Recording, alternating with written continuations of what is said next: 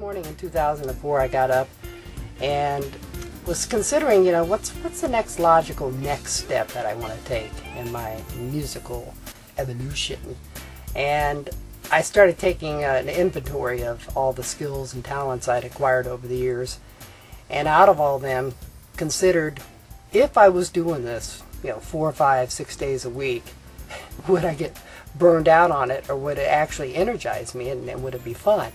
And I remembered that I had back in the 90s, when MIDI technology was fairly new and fresh, I actually worked for a couple of the bigger MIDI file companies, MIDI Hits, Tran-Tracks. There was another one called Trackbusters, a couple others.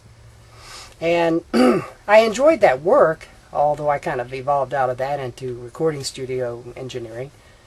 And I thought, well, if I was doing that 4, 5, 6 days a week, that would be a lot of fun. It'd be challenging enough that I wouldn't want to nod off.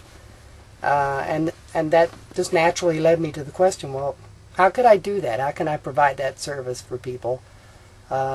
Create income for myself, obviously. And I was pretty open to new ideas. And that's when an idea just kind of plopped into my head. Go on the internet, run a couple of keyword searches, see if anybody's looking for somebody to do custom MIDI files, custom MIDI sequencing.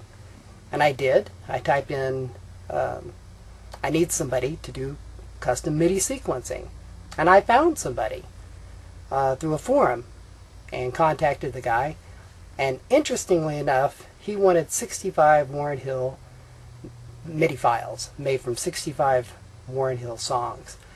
And smooth jazz just happens to be my absolute favorite genre of music. I was trying to figure out now, what do I want to do with these? And MIDI files were kind of on the way out because there were thousands of them free on the internet. And that's when I stumbled on a page on the internet called mp3backingtracks.com. Kenny Campbell in Ireland, a friend of mine.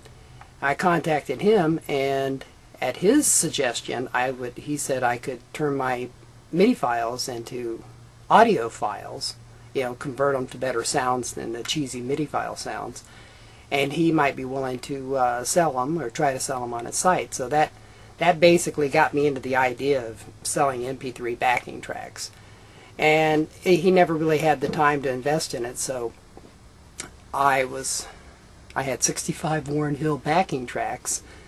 Got the idea to have my own website. And about that time, Yahoo's running specials on web hosting and domain names. I checked Yahoo, found out smoothjazzbackingtracks.com was indeed available, that domain name. I bought it. I got a web hosting. I had to learn all the the site building stuff and put together a basic website and turn those Warren Hill MP3s into products that people could purchase through my website. It's evolved quite a bit over the last few years. I mean, now you can contact me and I can do custom tracks and custom MIDI files, and it's all kinds of fun things. But that's where I am today. Probably 4, 5, maybe even 600 MP3 backing tracks for sale.